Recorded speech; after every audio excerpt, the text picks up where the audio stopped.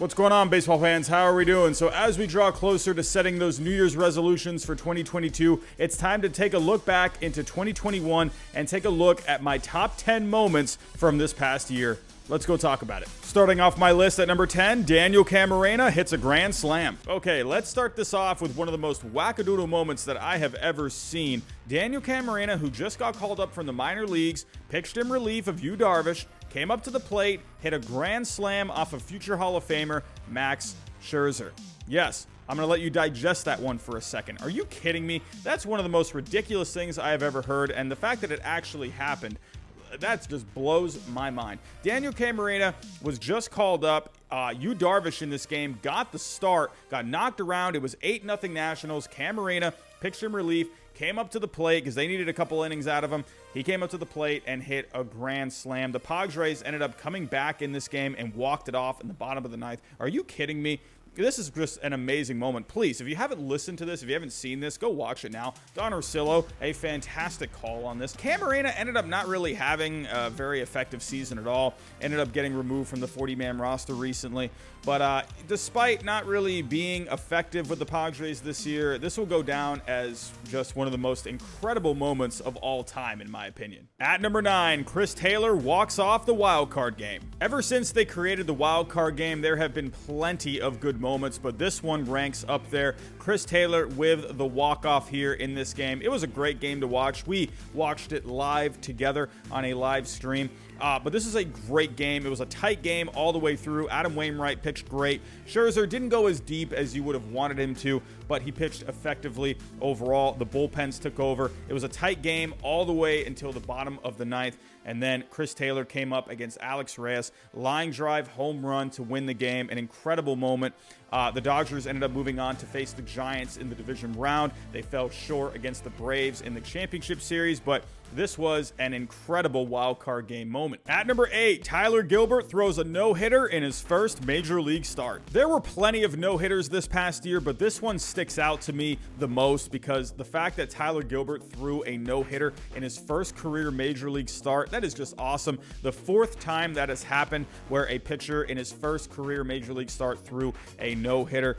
He was just great from start to finish. Obviously, the 9 innings, 3 walks, 5 Ks against a pretty good Padres lineup with guys like Fernando Tatis Jr. You had Manny Machado, Adam Frazier, Cronenworth. I mean, this is not an easy lineup to navigate. So the fact that he did this in his first career start, that is quite the accomplishment. He had a pretty solid season overall. 9 games, 6 starts, a 3.15 ERA, 4.27 FIP. He is projected as of right now to be the 5th member of the Diamondbacks rotation next year. I am pretty excited to see what Tyler Gilbert can do in 2022, but for this moment, an incredible moment. At number 7, the Seattle Mariners make things interesting. Coming into this season, a lot of people knew of all the young talent the Seattle Mariners had, like Julio Rodriguez, Logan Gilbert, Emerson Hancock, George Kirby, Matt Brash, and so on. They have one of the best farm systems right now. But for this season, there wasn't a lot of expectations for the Mariners. PECOTA only projected them at 70 and 92.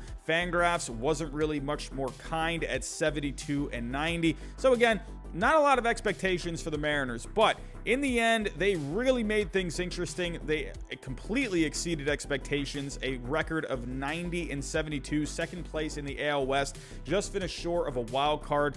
They went until the last game of the season, couldn't quite get it done, but the fact that they got to 90 wins after having these poor projections, that just shows how good and how much this team stepped up in 2021. A lot of good players for the Mariners this year. Ty France, JP Crawford, Chris Flexen was really good in the rotation. Mitch Haniger was really solid. Steckenrider out of the bullpen. Seawald was really good for them. It was just a really fun team overall. This is actually one of the most, the most clutch team in all of baseball this past year. An 8.71 clutch on Fangraphs. They had 10 walk-off wins. If we actually go to see how many one-run wins they had, they were 33 and 19 in one-run games. That is fantastic. In September, they were really hot, 18 and 8, and again, they just fell short. But in the end, the Seattle Mariners, I am really excited to see what they can do in 2022. Hopefully they can just keep building on this. They still have all this young talent. They added Robbie Ray, but the 2021 Seattle Mariners to me was quite the bright spot of this past season. At number 6, Max Scherzer records his 3,000th strikeout. Coming into this season, it was inevitable that Max Scherzer would get to 3,000 strikeouts, and on September 12th, he was the 19th man to ever do it against the Padres, striking out Eric Hosmer in this game. It was a blowout win for the Dodgers, 8-0. Max Scherzer was incredible in this game, 8 innings, 1 hit, 9 Ks. But Max Scherzer, he's a future Hall of Famer. Just signed with the Mets, $43 million per year. I guess that's not too much money, I guess. But Scherzer, an incredible season this year, getting traded from the Nationals to the Dodgers, 15-4 overall on the season, a 2.46 ERA over the 30 starts. And if we actually take a look at what he did for the Dodgers down the stretch, he went 7-0 with a 1.98 ERA, a 1.96 FIP. For the whole season, around 12 strikeouts per 9. Third place in the Cy Young voting. He has just had an incredible career. Taking a look at his career numbers, overall, he has 190 wins, 97 losses. Overall, he has 3,020 strikeouts, a career ERA of 3.16, a career FIP of 3.13. This guy still has a lot in the tank for the Mets. Mets fans, very excited about Max Scherzer. We're going to have to wait and see how many strikeouts Scherzer ends up with. At number 5, the St. Louis Cardinals win 17 straight games. On September 10th, the Cardinals were 71-69 and 3.5 games out of a wild card spot behind the Reds and the Padres. They were looking at an uphill battle, but the next day they began a 17-game win streak, the 7th longest of all time in Major League history. Absolutely incredible. And by the end of the season, they were able to lock down the second wild card spot. What a streak this was. This Cardinals team was so good during that time. During this win streak, they had the best offense in all of baseball. They had the best defense in all of baseball. For the starting pitching, they actually didn't rank too high during this time. They were 18th during this stretch, but their bullpen really stepped up for them. They reshuffled it a little bit. Giovanni Gallegos was the closer, and during this win streak, they had the second best bullpen during that stretch. They were 9-0 over that time with a 2.44 ERA and a 3.20 FIP.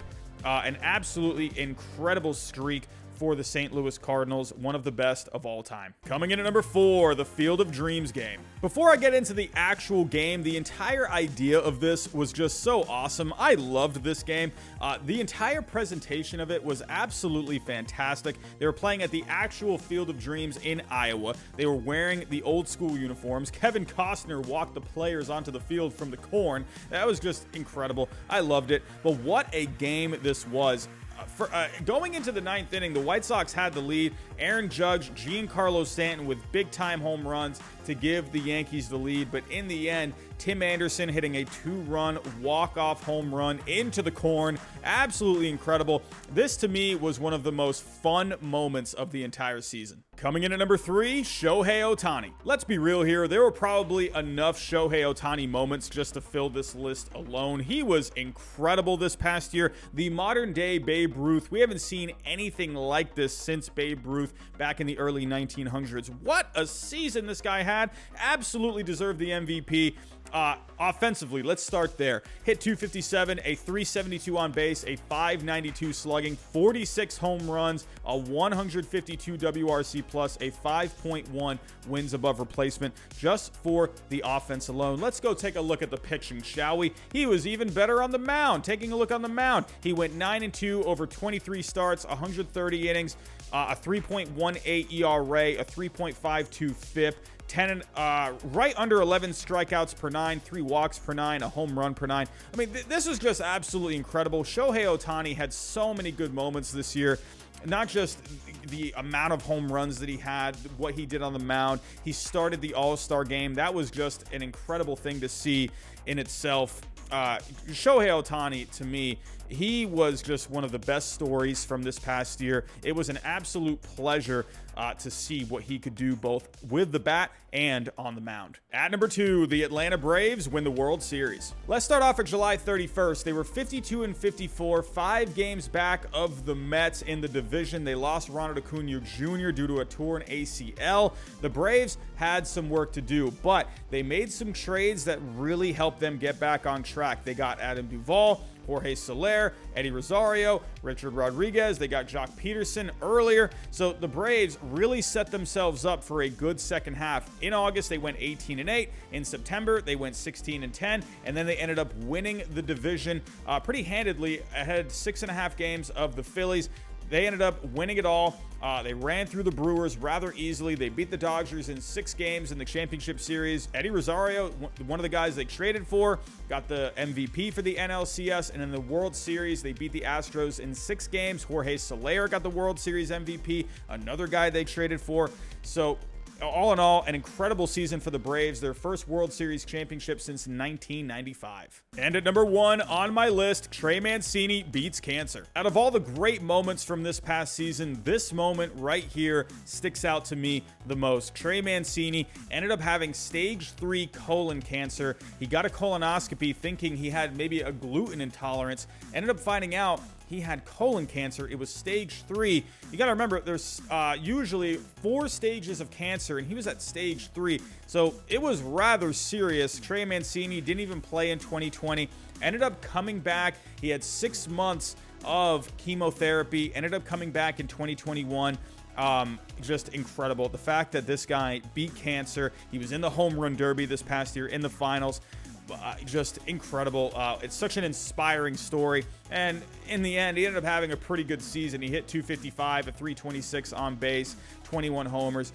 Trey Mancini, to me, this is bigger than baseball. Just an incredible moment from this past year, and just incredibly inspiring. So that's my list of the top moments from this past year. Tell me down below in the comments what were some of your favorite moments, but that's all I have for right now. Thanks for watching, and I'll talk to you next time.